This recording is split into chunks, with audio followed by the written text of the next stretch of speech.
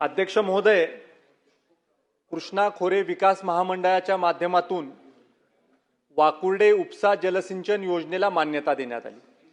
अध्यक्ष महोदय, वाकुर्डे उपसा जलसिंचन योजनेला मूळ मान्यता ही 19 डिसेंबर 1998 साली देण्यात आली। पहिली सुधारित मान्यता 2004 साली देण्यात आली। दुसरी सुधारित मान्यता 2021 साली देण्यात आली। आतापर्यंत सरकारने वाकुर्डे उपसा जलसिंचन योजनेवर 1349 कोटी रुपये इतका खर्च केलेला आहे। अध्यक्ष महोदय, वाकुर्डे उपसा जलसिंचन योजनेच्या माध्यमातून 28,000 हेक्टर जमीन ही ओलिताखाली येते। अध्यक्ष महोदय, आदरणीय मुख्यमंत्री देवाभाऊंच्या पहिल्या कार्यकालामध्ये 81-19 हे धोरण राज्य सरकारने अवलंबलं। या धोरणाच्या माध्यमातून 81% पैसे हे राज्य सरकारने वीज बिलाचे भरायचे आणि 19% पैसे हे शेतकऱ्यांनी भरायचे। अध्यक्ष महोदय, माझ्या मतदारसंघामधले जे 25 गावं पिण्याच्या पाण्यावर आणि शेतीच्या पाण्यावर या योजनेवर अवलंबून आहेत, या 25 गावांचे 19% पैशांपैकी काही अंश पैसे कृष्णा सहकारी साखर कारखान्याच्या माध्यमातून आम्ही भरत आलेलो आहे। अध्यक्ष महोदय, माझी आदरणीय मंत्री महोदयांना विनंती आहे की या योजनेला एकत्रित जो काही आपल्याला विजेची रिक्वायरमेंट आहे ती 16.33 मेगावॉट इतकी आहे।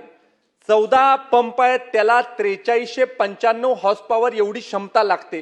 आणि त्यामुळे अध्यक्ष महोदय, माझी आदरणीय मंत्री महोदयांना विनंती आहे की ज्या उत्कृष्ट पद्धतीने जलसंपदा विभागाचा कार्यभार आदरणीय मंत्री महोदय सांभाळत आहेत, ज्या पद्धतीने कोयना धरणाच्या पाणी वाटपाच्या बैठकी त्यांनी घेतलेल्या आहेत, माझी विनंती आहे स्पेसिफिक की वाकुर्डे उपसा जलसिंचन योजना ही सोलर फीडरवर आणावी आणि ती सोलर फीडरवर आणण्यासाठी शासनाने पुढील पावलं उचलावी, ही विनंती माझी मंत्री महोदयांना आहे।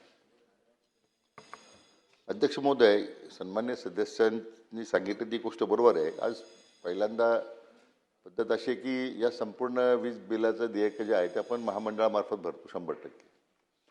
नंतर त्यामध्ये मग 19% जो शेतकऱ्यांचा जो भाग आहे तो आपण नंतर अध्यक्ष महोदय वसूल करतो। परंतु आता जी सन्मान्य सदस्यांची मागणी केलेली आहे, मला वाटतं अध्यक्ष महोदय आम्ही धोरणच घेतो आता की सगळ्या जे वीज पंप आहेत हे संपूर्णपणे सोलर आणण्याबद्दल आता आपण आमच्या महामंडळाचं धोरण आहे। आता फ्लोटिंग सोलर पॉलिसी आपण जाहीर केलेली आहे।